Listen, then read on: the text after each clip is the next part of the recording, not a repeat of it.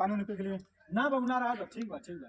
अरे बाबू सुनो, इतना बड़ हो गइलो, शादी ब्याह कब करता रहो? 10 साल से 2 घंटा बाद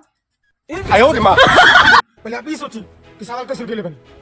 आपके मालूम बात है कि भारत में 1 महीना पहले मालूम चल कार्ड छपा जाला था, 4 बार बटाया लगेला, तब वो पूछत रहे कि ब्याह कब करबो। आप यही पूछे के चाहिए कि हाँ बाबू ब्याह करबो कि ना करबो।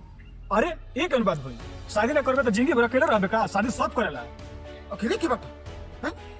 सबके संगे भगवान बनो, हमारे संगे भगवान बन, अकेले की बात है? अरे हमरी काला का मतलब ई बा कि एगो आदमी के एगो औरत के जरूरत होला ना, तो ओकर का?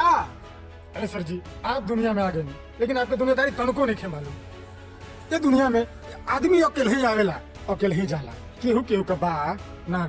अरे मूर्ख, हमरी काला का मतलब ई बा कि बियाह ना करबे तो तोर परिवार कैसे बढ़ी, आगे का वंश कैसे चली? काहे परिवार बढ़ाई?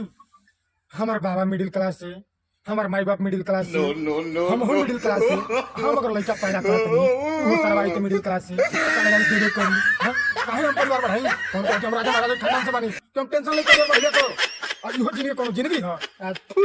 हम तो कहते हैं मिडिल क्लास वाले लोग के ना बच्चा पैदा ना करे के चाहिए। काहे बोल के जानबूझ के लोग लड़का के गरीबी में झोंक दिया जा। अइले अपन तू छोड़े आ तू एकदम आराम से सन्यास ले भाई।